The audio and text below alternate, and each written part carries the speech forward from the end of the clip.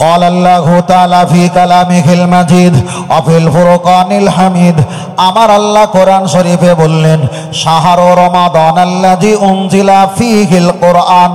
ও বান্দা জেনে রেখে দাও আমি আল্লাহ কোরআন শরীফ নাজিল করেছি পবিত্র রমজান মাসে আমি তোমাদের কাছে কোরআন নাজিল করলাম। এবার আমি আপনার কাছে বলছি আল্লাহ কোরআন নাজিল করেছে রমজান মাসে, নবীকে আল্লাহ দুনিয়াতে নাজিল করেছে সেটাই হলো রবিউল আউয়াল মাসে। এবার বলেন যদি আল্লাহর পরে যদি মুহাম্মদ সাল্লাল্লাহু আলাইহি ওয়াসাল্লাম শ্রেষ্ঠ যদি হয়ে থাকে রমজান মাসকে বেশি ভূমিকা দেবে তাহলে কোরআনের মর্যাদা বাড়বে। আর আপনি যদি রবিউল আউয়ালের মাসকে যদি ভালোবাসেন নবী পাকের মর্যাদা বাড়বে। এবার বলেন আপনি কোন মাসকে মর্যাদা দেবেন?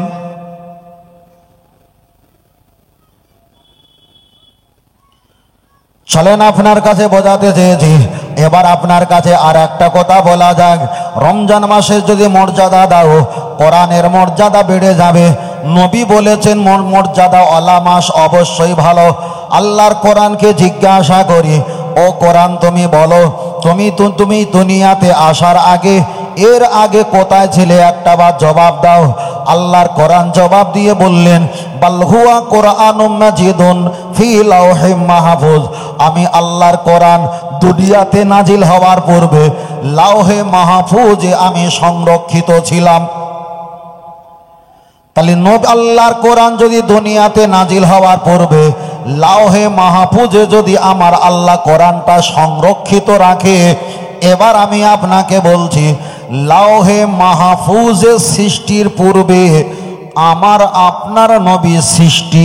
জোরে বলেন, আর একটু জোরে হবে না? ফের বলছি কোরআন আগে এসেছে না নবী আগে? নবী আগে এসেছে, তারপরে নবীর পিছনে কোরআন দিয়েছে। চলেন একটা বার আগিয়ে যাওয়া যাক। কোরআন যদি লাওহে মাহফুজে সংরক্ষিত থাকে, আল্লাহর কোরআনকে আবার জিজ্ঞাসা করি তুমি পৃথিবীতে এসেছিলে কোন মাসে এসেছিলে? আল্লাহর কোরআন জবাব দিয়ে বললেন শাহরু রমাদান আল্লাযী উনজিলা ফীহিল কোরআন। আমি কোরআন শরীফ অন্য কোনো মাসে আসি নয়, আমি পবিত্র রমজান মাসে নাজিল হয়েছিলাম। জোরে বলেন। আল্লাহর কোরআনকে আবার জিজ্ঞাসা করা যাক, কোরআন তুমি বলো তোমরা যখন নাজিল হয়েছিলে কতটা এসে তোমরা দুনিয়াতে হাজির হয়েছিলে? কোরআন বলছে ইকরা বিসমি রাব্বিকাল্লাযী খলাক খলাকাল ইনসানা মিন আলাক। এমন করে কোরআনের 5টা আয়াত সর্বপ্রথম নবীর প্রতি নাজিল হওয়া শুরু করলেন। আল্লাহর কোরআনকে আবার জিজ্ঞাসা করা হোক, আমরা তো রাতের বেলা অজনসিয়াত জালসা করি, দিনের বেলা ইবাদত করি, রাতের বেলা ইবাদত করি, ভোরের বেলা সন্ধ্যাবেলা ইবাদত করি। ও আল্লাহর কোরআন পৃথিবীতে যখন তুমি নাজিল হয়েছিলে ওই সময় ভোর ছিল না, সকাল ছিল না, রাত ছিল? একটা বার জবাব দিয়ে দাও। আল্লাহর কোরআন জবাব দিয়ে বললেন ইন্না আনজালনাহু ফি লাইলাতুল কদর। আমি আল্লাহর কোরআন দিনের বেলা পৃথিবীতে নাজিল হইনি, আমি তো রাতের বেলা কদরে রাত্রে দুনিয়াতে নাজিল হলাম। আর একটু জোরে বলেন। আল্লাহর কোরআনকে আবার জিজ্ঞাসা করি, আল্লাহর কোরআন তুমি রাতের বেলা নাজিল হয়েছ, ভালো কথা। এবার আপনার কাছে একটা প্রশ্ন, আমাদের কেউ যদি অত্যাচার করে, আমাদের বাপ ভাই আমাদের পরিবার আমাকে হেফাজত করবে, কিন্তু আপনার কোরআন এই কোরআন যদি কেউ পুড়িয়ে দেয়, কেউ যদি জ্বালিয়ে দেয়, কেউ যদি ছিঁড়ে টুকরা টুকরো করে দেয়, আপনি তো পৃথিবী থেকে ধূলিসাৎ হয়ে যাবে, কোরআন তো আর পাওয়া যাবে না, আপনি তো মুছে যাবেন। কে আপনাকে হেফাজত করবে? আল্লাহর কোরআন পরে জবাব দিয়ে বললেন ইন্না নাহনু নাজ্জালনা যিকরাহ ওয়া ইন্না লাহু লাহাফিজুন। আল্লাহ আমাকে পৃথিবীতে পাঠিয়েছে আর আল্লাহ আমাকে বাঁচানোর দায়িত্ব তিনি নিজেই কুদরতি হাতে নিয়েছে। আল্লাহ নবী হাদিস শরীফে বললেন মান করা আল কোরআন হারফান ফালাহু আশরু হাসানা। কেউ যদি কোরআন শরীফের একটা অক্ষর পাঠ করে আমার আল্লাহ আশরাতুন হাসানা 10টা করে নেকি দান করে। আল্লাহ নবী পরে বললেন কোনো ব্যক্তি যদি কোরআন শিক্ষা দিয়ে যদি কবরে চলে যায়, এক কথা যদি মৃত্যুবরণ হয়ে যায়, পৃথিবীতে যারা কোরআন তেলাওয়াত করবে, যারা শিক্ষা প্রদান করেছেন, যারা কোরআন পড়বে প্রতিটা অক্ষরে 10টা করে নেকি তিনি পাবে। জানার কাছ থেকে কোরআন শিখেছে, তিনি কবরে যাবার পর সাদকা জারিয়া তিনিও 10টা করে সওয়াব পেয়ে যাবে। এটাই হলো আমার আল্লাহর একটা বড় রহমতের নিশানা। আর একটু জোরে বলেন সুবহানাল্লাহ। বুঝতে পারছেন ভাই কি বলছো? মাশাআল্লাহ।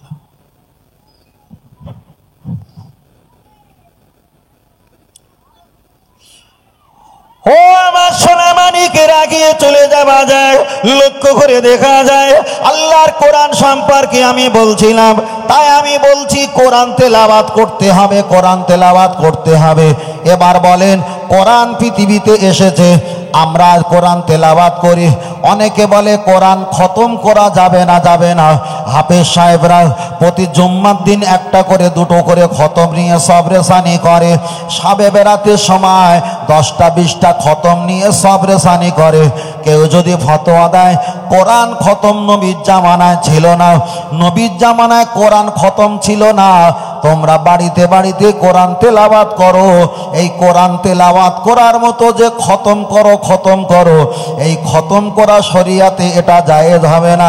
তাহলে যারা কোরআন খতম করে দোয়া খায়ের করে না, তাদের একটা যুক্তি আছে, আমরা কোরআন খতম করে ফারাফায়াদাইহি হাত তুলে মোনাজাত করি, নিশ্চয়ই আমাদেরও কোরআন হাদিসের প্রমাণ আছে।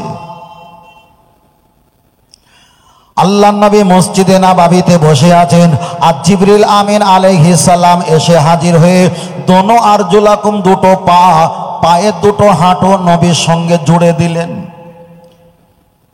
কাইফা হালুকা ইয়া রাসূলুল্লাহ, কি খবর? আলহামদুলিল্লাহ হালা তাইয়িবুন শুকরান, আল্লাহ আমাকে ভালো রেখেছেন। ও আল্লাহ নবী, আপনি কোরআন তেলাওয়াত করা শিখেছেন, টোটাল কোরআন মুখস্থ করেছেন, আল্লাহ আমাকে পাঠিয়েছে আপনি সূরা ফাতিহা থেকে সূরা নাস, মিনাল জিন্নাতি ওয়ান নাস, এতগুলো কোরআন তেলাওয়াত আপনি করেন। যদি আপনার কোথাও যদি একটু ছেড়ে যায়, কোথাও যদি বাদ হয়ে যায়, আমি পুরোনায় আপনাকে ধরিয়ে দেবো। আল্লাহর নবী কোরআন তেলাওয়াত করা শুরু করলেন। জিবরিল আমিন আলাইহিস সালাম তিনি কোরআন তেলাওয়াত শোনা শুরু করলেন। আল্লাহ নবী পড়তে পড়তে পড়তে পড়তে সূরা ফাতিহা থেকে সূরা নাস পর্যন্ত কোরআন খতম করে ফেললেন। জিবরিল আমিন আলাইহিস সালাম উনি চলে যাচ্ছিলেন, আল্লাহ নবী আইদিয়াকুম হাতটা ধরে বললেন, জিবরিল ভাই, আমার আল্লাহ পুরো কোরআনটা পড়তে বলেছেন, শুনেছেন, চলে যাচ্ছেন, চলবে না, চলবে না। আল্লাহ পড়তে বলেছিলেন, আমি পড়েছিলাম, আপনি চলে যাবেন, চলবে না। আমার নিজের দায়িত্ব, নিজের ইচ্ছায় আমি আর একবার কোরআন খতম করব, আপনাকে এখানে বসে বসে শুনতে হবে। দয়ান নবী আমার ওখানে বসে বসে আর একটা কোরআন খতম করলেন। জিবরিল আমিন বসে বসে টোটাল 2 খতম কোরআন তেলাওয়াত শুনলেন। জোরে বলেন। তাহলে নবী 1 পারা থেকে নিয়ে 30 পারা শেষ পর্যন্ত কবার পড়েছেন এক জায়গায় বসে? 2বার। শেষ করা হয়, শেষটা বাংলা বলি, আর আরবিতে উর্দুতে আমরা খতম বলি। খতম মানে শেষ, আর বাংলাতে বলা হয় শেষ, একেবারে শেষ। তাহলে আমরা বলি খতম, খতমের ব্যাখ্যা হলো প্রথম থেকে একেবারে যতদূর আছে সেই পর্যন্ত পড়ার নাম হলো শেষ করা কিংবা খতম করা। তাহলে কবার করেছেন? 2বার। চলেন 3য় নাম্বার।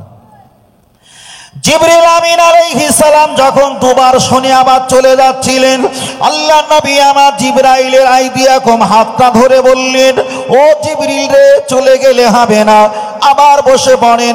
আল্লাহ নবীর সামনে জিবরাইলকে 3য়বার মতো বসালো। আমি যে 2টো কোরআন খতম করলাম, আপনি শুনেছেন, চলে যাবেন, চলবে না। আমি ফারাফায়াদাইহি হাত তুলে দোয়া করব, একটা খতম আমার পরিবারের জন্য আমি ওয়াকফ করে দেব, একটু সবরেসানি করে দেবো, সওয়াব পৌঁছে দেব। আর একটা খতমের সওয়াব আর দুনিয়াতে যত উম্মাত এসেছিল, আরো যারা আসবে, এরপরে যারা প্রজন্মিত আসবে, প্রত্যেকের নামে আমি রসুল কোরআনের সওয়াবটা বকশে দেবো, পৌঁছে দেবো। আমি তাদের রুহে মাগফিরাতে কল্যাণে দোয়া করে দেবো। তাহলে আল্লাহ পড়তে বলেছেন 1বার, নবী পড়েছেন 2বার, জিবরাইল চলে যাচ্ছিলেন, আমার দয়ার নবী তার হাতটা ধরে ওখানে বসিয়ে দুটো হাত তুলে মোনাজাত করে জীবিত মৃত যারা এসেছেন, যারা আবার পূর্বে জন্ম হয়ে আসবে, প্রত্যেকের রুহে মাগফিরাতে আমার দয়ার নবী সওয়াব পৌঁছে দিয়েছিলেন, বকশে দিয়েছিলেন। তাহলে শাবে বেরাতে আমাদের বাড়িতে বাড়িতে কোরআন খতম করার পর ইমাম সাহেব হুজুর একটু হাত তুলে মোনাজাত করে যারা জীবিত যারা মৃত চলে গেছে তাদের কল্যাণে সওয়াব পৌঁছে দেয়, কল্যাণে মাগফিরাতে দোয়া করা হয়। তাহলে নবী করেছিলেন, আমরাও করছি।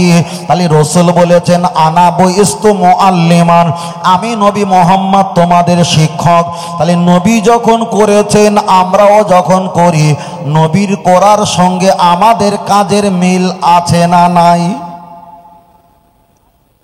একটা পরিষ্কার হলো তো, এবার একদম পরিষ্কার হয়ে গেল, কোনো জড়তা কিছু নাই। চলেন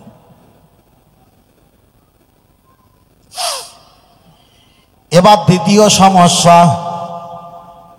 আমাদের ইমাম সাহেবরা যখন একটু মোনাজাত করে, মোনাজাত করার সময় একটু আরবিতে মোনাজাত করলো, তারপরে বলেন আল্লাহ এই বাড়িওয়ালার আব্বা জান মারা গেছে, তার রুহে দাও। আবার ইমাম সাহেব বলে আল্লাহ আমাদের প্রাপ্ত সেক্রেটারি মারা গেছে, তার রুহু পাকে সওয়াবটা পৌঁছে দাও। দাদা দাদি নানা নানি ছেলে মেয়ে বিয়ে বাচ্চা যাদেরকে ভালোবাসেন, যারা আমাদেরকে ভালোবাসতেন, প্রত্যেকের নাম ধরে ধরে আমাদের আলেম ওলামা ইমাম সাহেবরা তারা সওয়াব পৌঁছে দেয় না দেয় না? এইটা একটু সরিয়ে দেন ভাইরা, দেখতে পাচ্ছেন, দাও একটু সরিয়ে দাও। এবার ক্লিয়ার হলো না? একটু কমেন্ট করতে হয় তো, আমি কত খেয়াল করো বলেন। আল্লাহ, চলেন আমি আপনাকে বলছি, তাহলে আমাদের ইমাম সাহেব হুজুর আলেম ওলামা বাপ মা ছেলে মেয়ে বিয়ে বাচ্চা প্রত্যেকের নাম ধরে ধরে সওয়াব পৌঁছায় না পৌঁছায় না? প্রত্যেকের নাম ধরে ধরে ক্ষমার জন্য আল্লাহর কাছে অ্যাপ্লাই করে না করে না? চলেন এটা আমরা করি, এটা কোরআন হাদিস সুন্নাতে আছে কিনা দেখব। যদি না থাকে আমরা যা করেছি ভুল করেছি, আর যদি থাকে যা করেছি বেশ করেছি, ঠিক না বে ঠিক? চলেন, একটা হয়ে গেছে। দ্বিতীয় নাম্বার, আল্লাহ নবী হাদিস শরীফে বললেন তোমরা তিনটে কাজে দেরি করবে না। এক নাম্বার হলো বালহমিও সল্লো না, তোমরা নামাজ পড়বে, যদি নামাজে আজান হয়ে যায়, নামাজের সময় হয়ে যায়, তোমরা তাড়াতাড়ি নামাজটা আদায় করার চেষ্টা করবেন। নবী আমার পরে বললেন আন্নাল মারআতা ইযা বালাগাতিল মাহিদা, একটা মেয়ে যখন সাবালক সাবালিকা হয়ে যাবে তাকে তোমরা তাড়াতাড়ি বিবাহের জন্য ব্যবস্থায় নেমে যাবে। তৃতীয় নাম্বার নবী আমার বললেন অমাইয়েতে না, কোনো ব্যক্তি যদি মারা যায় তাকে তড়ি ঘড়ি তাড়াতাড়ি জলদি জলদি তোমরা জানাজা দাফন কাফনের ব্যবস্থা করবে। তাহলে নামাজটা আমি এক্ষুনি ছেড়ে দিলাম, বিবাহটা ছেড়ে দিলাম, তিনটের ভিতরে তৃতীয় নাম্বারটা নেই মৃত ব্যক্তির, আমরা সওয়াব পৌঁছাই নাম ধরে ধরে, এটা যাবে না যাবে না? এবার চলেন আগিয়ে যাই। আল্লাহ নবী জানাজা মাইয়েতের নামাজ পড়াচ্ছিলেন, ইলা শামাতি উদুনাইহি, আমরা যেমন কানের লতিতে হাত ঠেকায় কিংবা কাছাকাছি নিয়ে যাই, তাহারিমা বাঁধলেন। আল্লাহ নবী সানা পড়লেন, দোয়া পড়লেন, দরুদ পড়লেন। একটা দোয়া পড়তে হয়, আল্লাহুম্মা গফিরলি, আল্লাহুম্মা গফিরলি, আল্লাহ আপনি ক্ষমা করে দাও। ফের বলছি আমার বিষয়টা ছিল কি, আমাদের ইমাম সাহেবরা বাপ মা দাদা দাদি নানা নানি তাদের ক্ষমার জন্য আল্লাহর কাছে অ্যাপ্লাই করে, তাদের রুহু পাকে সওয়াব পৌঁছে দেয়। এটা আমরা করি, ঠিক করছি না ভুল করছি? দ্বিতীয় নাম্বার পয়েন্ট আপনাকে শোনাচ্ছি। আল্লাহ নবী দোয়া করা শুরু করলেন, আল্লাহুম্মা গফিরলি, আল্লাহ আপনি ক্ষমা করে দাও। আমার আল্লাহ বললেন আমি ক্ষমা করব কাকে? পৃথিবীতে হিন্দু খ্রিস্টান জৈন পারাসি শিবির ইসাই গুজরাটি মারাঠি কুচবিহারি বিহারি বাঙালি 3.5 থেকে 4.5 লক্ষ প্লাস ধর্মের মানুষ পৃথিবীতে বিরাজমান। আপনি দোয়া করবেন আল্লাহুম্মা গফিরলি, আপনি দোয়া করবেন ক্ষমা চাইবেন আমি ক্ষমা করে দেবো, এটা তো হতে পারে না। আর আল্লাহকে বললেন আল্লাহ তাহলে আমি কেমন করে ক্ষমা চাইব? আমার আল্লাহ আমার হাবিবকে শিখিয়ে দিচ্ছেন, ইসমু তুমি নাম বলো। কাকে আমি নাম বলবো?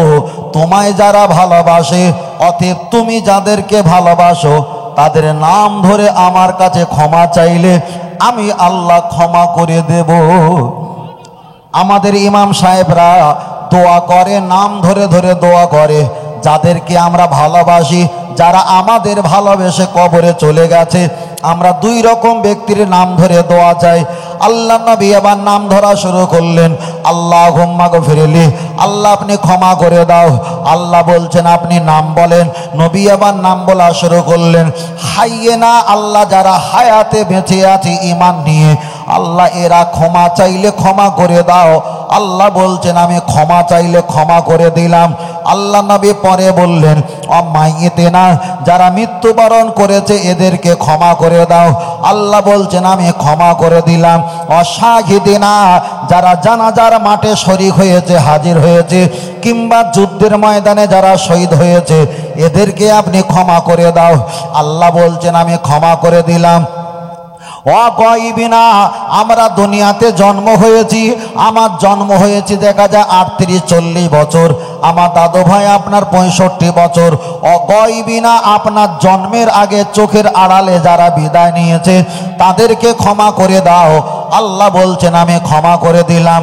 অসাগিরিনা, মায়েদের গর্ভে সন্তান এসে হঠাৎ করে মারা যায়, 8 দিন 10 দিন 20 দিন 1-2 মাসের বাচ্চা। অসাগিরিনা, ছোট ছোট বাচ্চার মা বাপকে ক্ষমা করে দাও। আল্লাহ বলছেন আমি ক্ষমা করে দিলাম।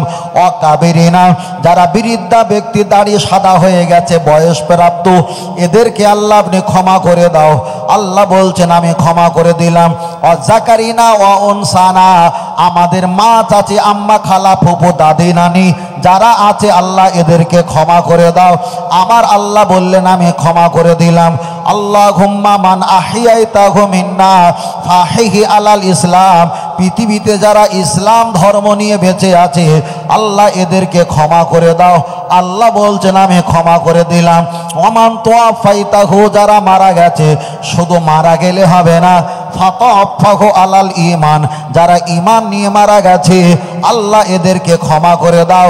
আল্লাহ বলছেন আমি ক্ষমা করে দিলাম। তাহলে আপনাদের আমাদের ইমাম সাহেবরা কখনো হাত তুলে বলে আল্লাহ আমার আব্বাকে ক্ষমা করো, আমার মাকে, আমার দাদাকে, আমার দাদিকে, আমার চাচাকে, আমার ছেলেকে, আমার বোনকে নাম ধরে ধরে ক্ষমা চায়।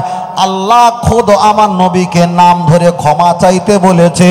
আমরাও মোনাজাতে বাপ মা যাদেরকে ভালোবাসি, যারা আমাদের ভালোবাসে, প্রত্যেকের নাম ধরে ক্ষমা চেয়েছি।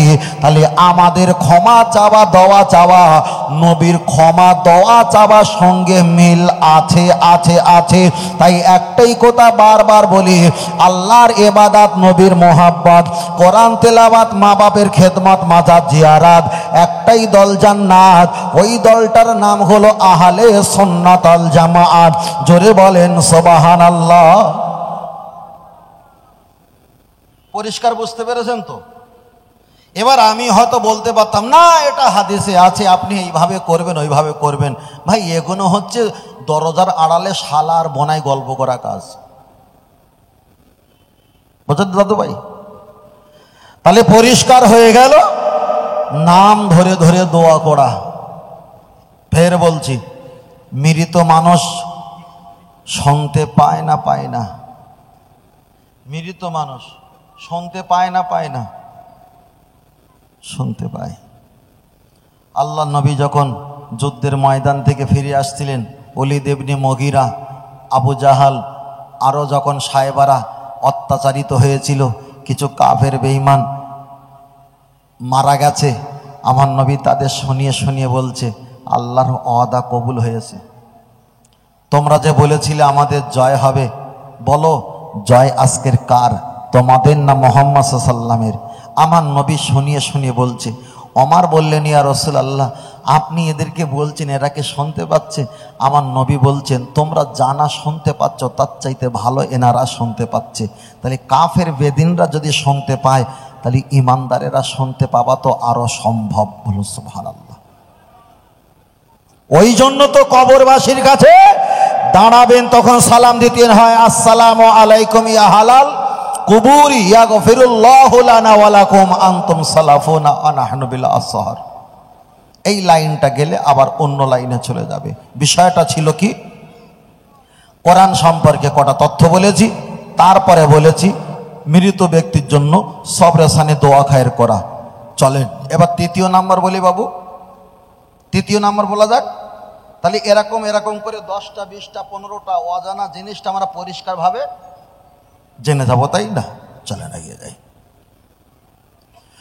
চলেন আমি আপনার কাছে বোঝাতে চেয়েছি, খুব ভালো করে খেয়াল করে শুনবেন। আমি আপনার কাছে একটাই কথা বলছি, ও বাবাজিরা, আল্লাহর কোরআনে এসেছে আত-তালাকু মাররাতান, তালাকের ব্যাপার আল্লাহর কোরআন বিবরণ দিয়েছে। হাদিস শরীফের ভিতরে তালাকের ফতোয়া বিধান এসেছে। কিন্তু আমি আপনার কাছে একটাই কথা বলছি, শিখে রাখেন, শিখে রাখেন, প্রয়োজনে এটা লাগতে পারে। তার কারণ আমি এখানে হজের কথা বলবো না, হজ তো বছরে একবার। আমি এখানে জাকাতের কথা বলছি না, কেন জাকাত তো বছরে একবার জাকাতের দোকান খোলা হয়। কুরবানির কথা বলছি না, কুরবানি তো বছরে একবার করে দোকান খোলা হয়। তাহলে আমরা এমন কিছু বলবো যা আমাদের প্রতিনিয়ত প্রয়োজন হয়। ও আমার ছেলেরা, জওয়ান যুবকেরা, যারা যুবক ভাইরা আছেন, মশলাটা ভালো করে খেয়াল করে রাখবেন। কোনো ছেলে যদি গোপনে গোপনে মদ্যপান করে কিংবা প্রকাশ্যে যদি নেশা করে, এখন গোপনে গোপনে হোক আর প্রকাশ্যে হোক, দেখা যায় তেনা শরাব পান করেছে, মদ্যপান করেছে। এখন শরাব পানি, মদের পানি কিংবা মদ খেয়েছেন, খাবার পরে রাতের বেলা গভীর রাতে দরজায় এসে আওয়াজ দিচ্ছে, স্ত্রী দরজা খুলে দাও। স্ত্রী যখন দরজা না খুলে স্ত্রী ধমক দেয়, তুমি যদি মদ খেয়ে থাকো সত্যকারে, তোমার বড় ভাইকে, আমার আব্বাকে, তোমার বোনকে, তোমার ভাইকে, তোমার প্রতিবেশীকে খবর দেবো, তোমাকে অবস্থা হাল খারাপ করে দেবে। স্বামী যদি মদ খাবার পর তাদের ভয়ে যদি একটু দরজড়ো হয়ে যায়, আর তাদের হাত থেকে বাঁচার জন্য মদ খাওয়া অবস্থায় স্ত্রীকে যদি বলে, স্ত্রী তুমি আমার মা, খবরদার ওদেরকে জানিও না। এবার আপনি বলেন, নেশা অবস্থায়, মদ্যপান করা অবস্থায়, নেশার ঘরে স্ত্রীকে কোনো কারণে মা যদি বলে ফেলে, তালাক হবে না? হবে না?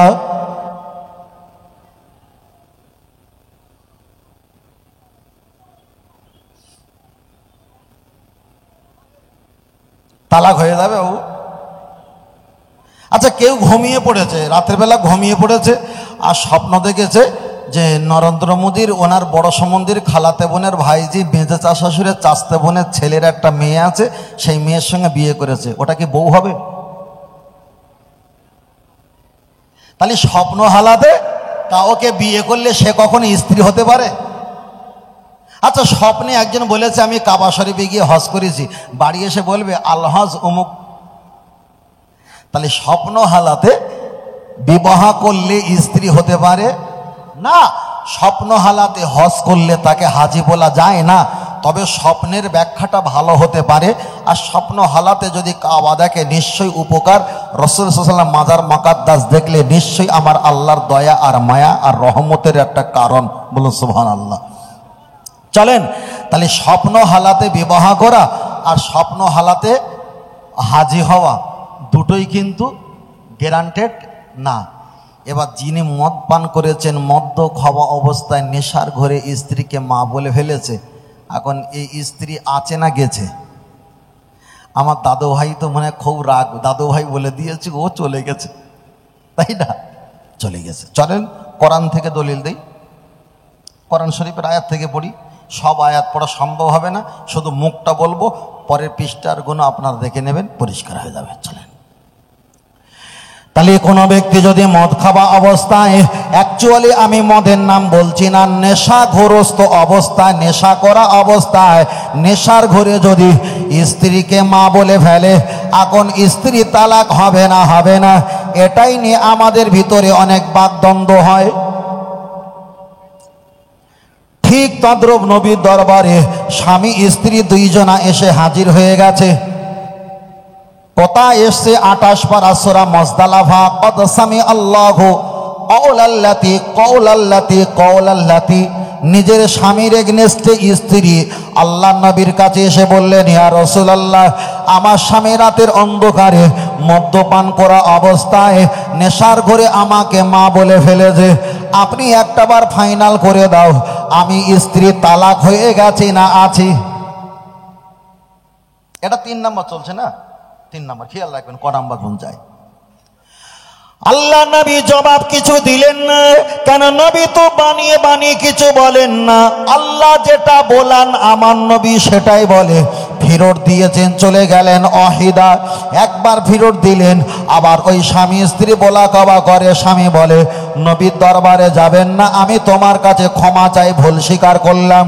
স্ত্রী বললেন সম্ভব নয়, ইসলামিক নিয়ম মানতে আমার খুব ভালো লাগে, চলো। দ্বিতীয় দিন পরে নবীর দরবারে চলে আসলেন।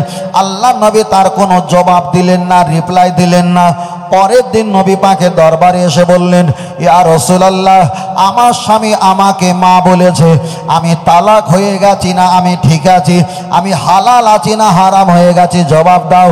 আল্লাহর কোরআন জিবরিল আমিন আলাইহিস সালাম শা করে নিয়ে নাজিল হয়ে গেল, ইয়া রাসূলুল্লাহ, হাবিবাল্লাহ, ওদেরকে শুনিয়ে দাও যারা স্ত্রীকে মা বলে ফেলেছে, আদৌ তো সত্যকারে ওদের মা না, ওটা তো আবেগে বলে ফেলেছে, ওটা আবেগ দিয়ে বলেছে, বিবেক দিয়ে তো বলেনি, আবেগে বলে ফেলেছে। তবে স্ত্রীকে যখন মা বলে ফেলেছে, এর থেকে বাঁচার জন্য কটা প্রসেসিং আছে। 1 নাম্বার প্রসেসিং ওই ব্যাখ্যায় এসেছে, তার বাড়ি যদি দাসী থাকে তাকে আজাদ করো।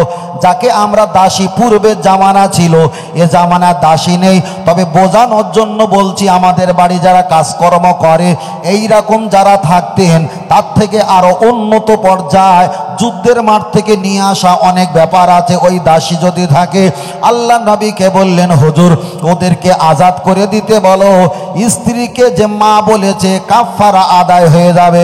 তখন ব্যক্তিটা বললেন, ইয়া রাসূলুল্লাহ, আমি তো গরিব মানুষ, দাসী পোষার ক্ষমতা আমার নেই, আমার বাড়ি দাসী নেই, তাহলে কি হবে?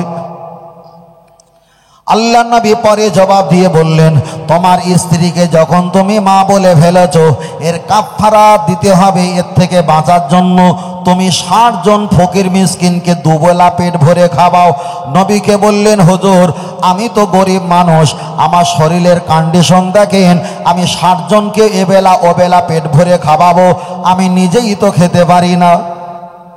2 চলে গেছে। তৃতীয় নাম্বার নবী আমার বললেন, তবে তুমি 60টা রোজা রাখো, যদি 59টা হয় ভেঙে দাও, ওখান থেকে আবার 60টা রোজা শুরু করতে হবে। নবীর হাত কদমটা ধরে বললেন, ইয়া রাসূলুল্লাহ, আমার শরীরের চেসিসের যা কন্ডিশন, আমি 60টা রোজা রাখলে মনে হয় আর জমিনে থাকবো না। আল্লাহ নবী পরে বললেন, তুমি দাসী আজাদ করতে পারবে না, 60টা রোজা রাখতে পারবে না, 60 জন বস্ত্রহীনকে তুমি বস্ত্র দিতে পারবে না।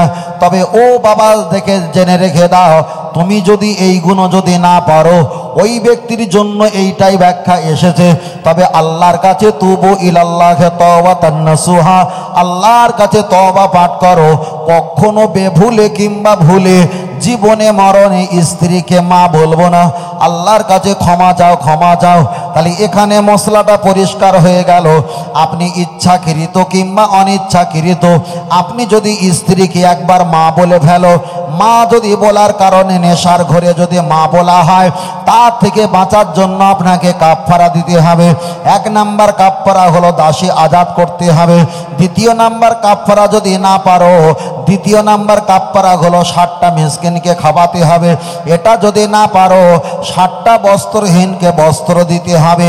তাহলে এখানে কোনো ব্যক্তি যদি, ছেলেরা যুবকেরা, নেশার ঘরে জোরে হোক আর আস্তে হোক, লোকসনীয় হোক আর গোপনীয় হোক, স্ত্রীকে যদি মা বলে, তালাক হয়নি, তবে কাফারা দিয়ে আল্লাহর কাছে গুনাহমুক্ত হওয়ার জন্য রোজা রাখতে হবে 60টা, 60 জনকে খাওয়াতে হবে, না হলে বস্ত্রহীনকে বস্ত্র দিতে হবে, না হলে আজাদ করে একজন দাসীকে আজাদ করতে হবে। তাহলে এখানে মশলা ক্লিয়ার হয়ে গেল। স্ত্রীকে মা বললে স্ত্রী তালাক হয়, কাফারা দিলে আল্লাহর কাছে তওবা পাঠ করলে ক্ষমা হয়ে যায়। তবে স্ত্রীকে নেশার ঘরে যদি মা বলা হয়, আমার দাদু ভাই তালাক হবে না। কটা হয়েছে? তিনটে হয়েছে তো না? তিনটে অপশান করে গুনছেন তো? তিনটে অপশান। মাশাআল্লাহ। আল্লাহ। ও আমার জান যুবকের, আমি আপনাকে বোঝাতে চেয়েছি, চলেন এবার চতুর্থ নাম্বার অপশান বলা যাক। আমি এই ভাই বলছি, আপনার অসুবিধা হচ্ছে না তো? আমি লাইনে বললে হয়তো সব লাইনে যাবে, কিন্তু আপনার পাতে হয়তো কখনো হাড় পড়বে, কখন চর্বি পড়বে, কিন্তু আপনি যেটা পছন্দ করেন সেটা পড়বে না, সময়টা পাল্টাবে। আর আমি যেটা বলছি এতে সময় চুল পরিমাণ কোনো সময় কেন পালাবে না, সব সময় কাজে লাগবে। চলেন, আমাদের কাছে রমজান মাস আসছে, রমজান মাস আমাদের কাছে চলে আসছে, আলহামদুলিল্লাহ ভালো। রমজান মাসে আমরা রোজা রাখবো। এবার বলেন, যদি কারোর কষ্ট যদি বেশি হয়, কষ্ট যদি হয়, রোজা কি ভাঙা যাবে? দাদু ভাই, কষ্ট যদি খুব বেশি হয় রোজা ভেঙে দেওয়া যাবে না? যাবে না, না ওই হালাতে রোজা রাখবে? বলে তিনটে বলে তিন জায়গা ঠোকর খেয়েছি, আবার যদি এখানে বলি আবার সর্বনাশ হবে। তা ওর থেকে আপনি বলেন খোকা, আমরা শুনি। চলেন, লক্ষ্য করে দেখা যায় হানাফি মাযহাবের মাসলার নিয়ম হলো একটাই, কেউ যদি 64 কিলোমিটার, আমি 64টাকে না আমি সাইডে রাখলাম, আমার বাড়ি থেকে এই পর্যন্ত নিম্ন সংখ্যা ধরে নেন 250 কিলোমিটার কম বেশি হতে পারে। তাহলে কোনো ব্যক্তি যখন 250 কিলোমিটার রাস্তা অতিক্রম করবে, ওই ব্যক্তি তো মুসাফির হয়। মুসাফির হালাতে জোহরের কয় রাকাত নামাজ পড়তে হয়? 2 রাকাত পড়তে হয় কসর। মশলাটা হবে কি, কষ্ট হলে রোজা ভেঙে দোবা যাবে কিনা?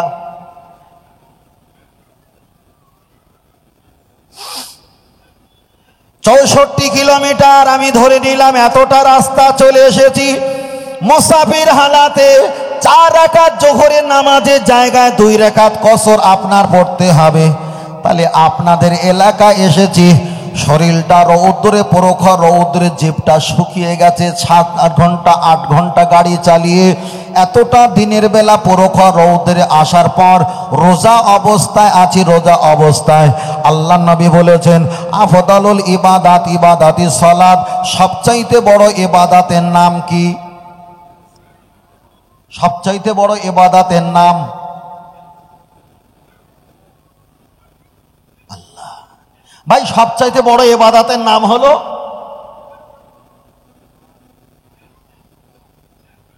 পানি খাওয়া। পানি খাওয়া সবচাইতে বড় ইবাদতের নাম হলো নামাজ। আর সভাপতি সাহেব দেখছে যে হুজুর জিজ্ঞেস করছে, কিছু বলছে না, যে আমার খারাপ লাগছে নাকি? আল্লাহ আল্লাহ। সবচাইতে বড় ইবাদতের নাম হলো নামাজ।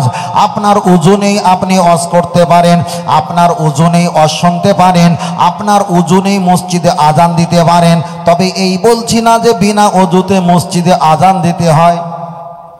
উজু যদি না থাকে মসজিদে আজান দিতে পারো, আপনার উজু নাই ইফতার খেতে পারো, আপনার উজু নাই সেহরি খেতে পারো, আপনার উজু নাই ছাগল বকরি দুম্বা মহিষ হাঁস মুরগি জবাই করতে পারো, আপনার উজু নাই কবর জিয়ারাত করতে পারো, আপনার উজু নাই সালামে মুসাফা করতে পারো, আপনার উজু নাই লা ইলাহা ইল্লাল্লাহ জিকির করতে পারো, আপনার উজু নাই আপনি দেখা যায় মানুষকে দান ধান করতে পারো, আপনার যদি উজু না থাকে আপনি তাবিজ কালাম লিখতে পারো, আপনার যদি উজু না থাকে কোরআন যদি মুখস্থ ইয়াদে স্মরণ থাকে, আল্লাহর কোরআনে স্পষ্ট হাত না দিয়ে কোরআন মুখস্থ থাকলে বিনা উজুতে কোরআন তেলাওয়াত করতে।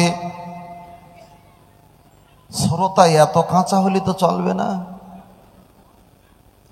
তাহলে বিনা ওযুতে কোরআনে হাত না দিয়ে মুখস্থ থাকলে আল্লাহর কোরআন তেলাওয়াত করতে পারো।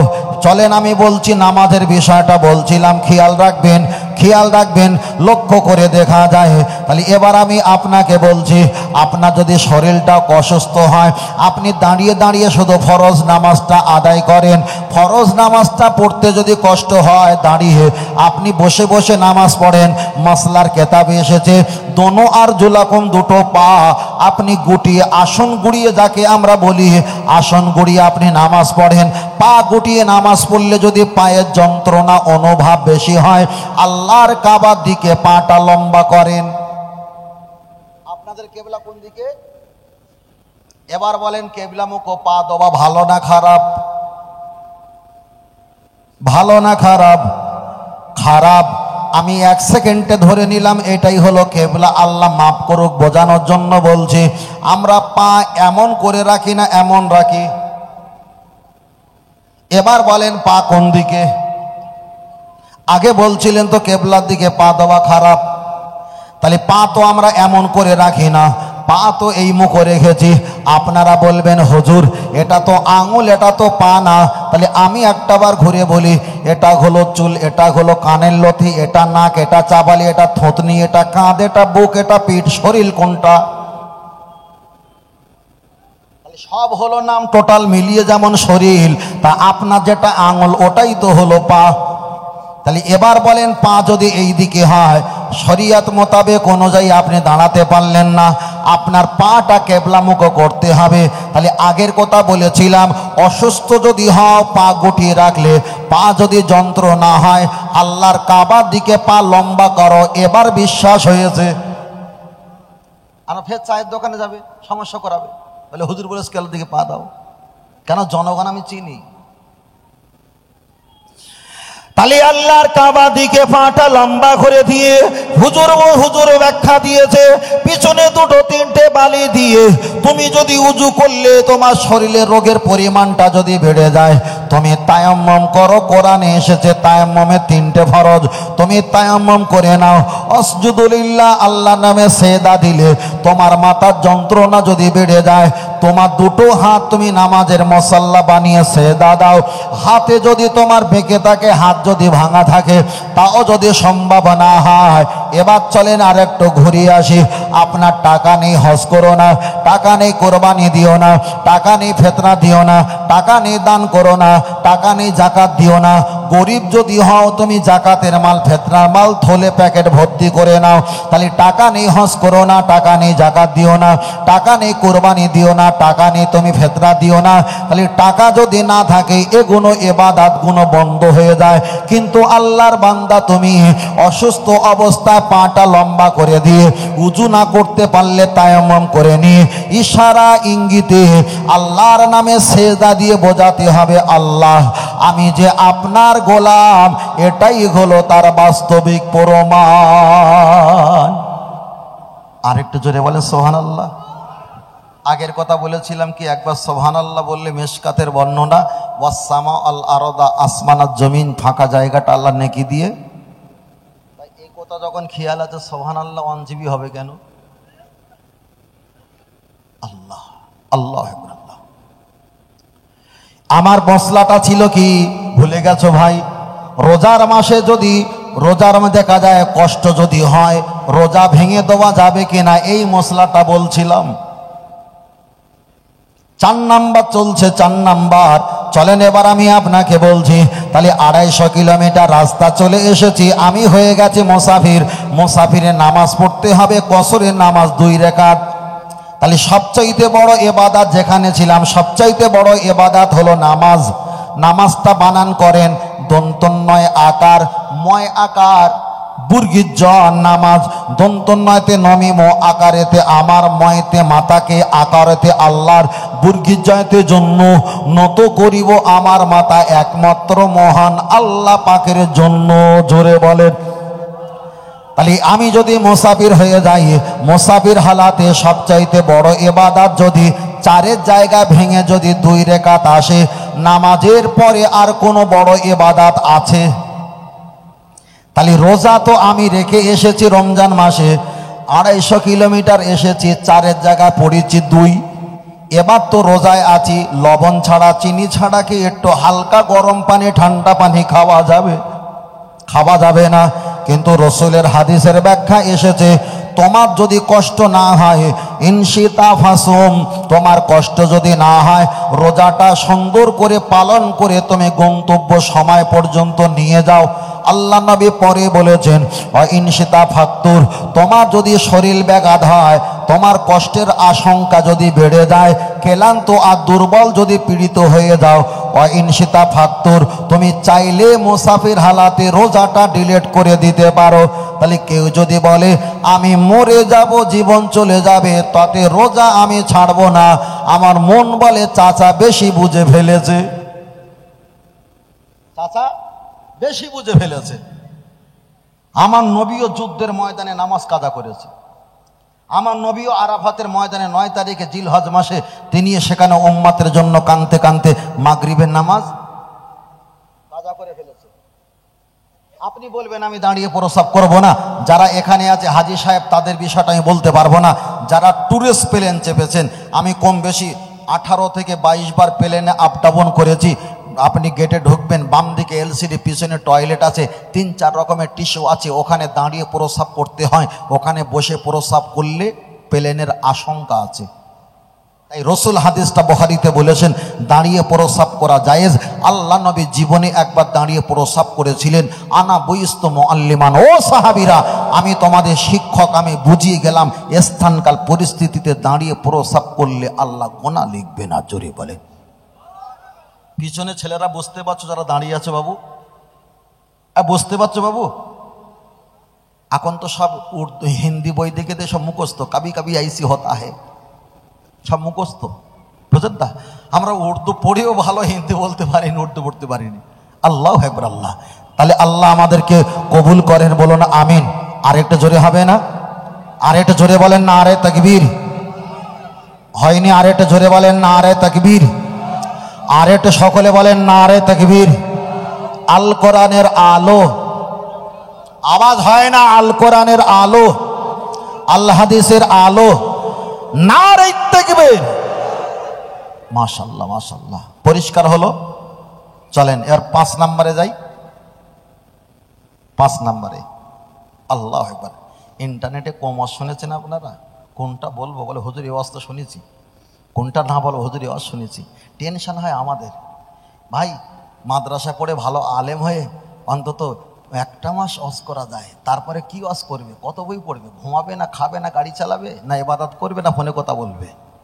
বুঝলেন না? 1 মাসে এলেম সব ভাটা পড়ে যাবে। আল্লাহু আকবার। আল্লাহ, চলেন। ও আমার বাপজিরা, আমি আপনাকে বোঝাচ্ছিলাম রমজান মাস সম্পর্কে আপনার কাছে বলছিলাম। এবার আমি আপনার কাছে বোঝাতে চেয়েছি রমজান মাসের সম্পর্কে আপনার কাছে ছোট করে বলছি। রমজান মাসে আপনারা যদি আপনার ছোট বাচ্চাকে চুম্বন করেন, হানাফি মাযহাবের মাসলা হলো রমজান মাসে আপনার বাচ্চাকে আদর করে আপনি চুম্বন করেছেন, আপনার রোজাটা ভাঙবে না। আপনার বৃদ্ধা আব্বা মায়ের কপালে আপনি চুম্বন করেছেন, আপনার রোজাটা ভাঙবে না। যেমন মেসোয়া করতে গেলে মেসোয়া করনে কে লিয়ে দাঁত ও সাফ और মজবুত হয়। মেসোয়া করলে দাঁত পরিষ্কার হয় এবং শক্ত হয় এবং মজবুত হয়, শক্ত হয়। আমার আল্লাহ তাতে সওয়াবের পরিমাণটা বাড়িয়ে দেয়। আপনার বাচ্চাকে আপনার মাকে কপালে হাতে চুম্বন করেছেন, কোনো সমস্যা নেই। আমি বলতে চাইনি, তবু আমার বলার জন্য যেন জোর করা হয়েছে এমনও আমার অন্তরে অনুভব হয়। কেন এখানে তো বাপের পাশে ছেলে বসে, দাদার পাশে নাতি বসে, প্রজেক্টরে যারা বসে আছেন মায়ের পাশে মেয়ে আছে, খালামার পাশে তারা মেয়ে আছে, দাদির পাশে নাতনি আছে। বলতে আমার খারাপ লাগে, তবু আমাকে মাফ করবেন। তাহলে ছেলে বাচ্চাকে চুম্বন করলে, মেয়ে বাচ্চাকে চুম্বন করলে, বৃদ্ধা আব্বা মাকে কপালে হাতে আদরে চুম্বন করলে রোজা কিন্তু ভাঙবে না। তবে ভুলবশত, কারণবশত, আবেগে মহাব্বতে স্বামী স্ত্রী চুম্বন করলে কিন্তু রোজা ভাঙবে।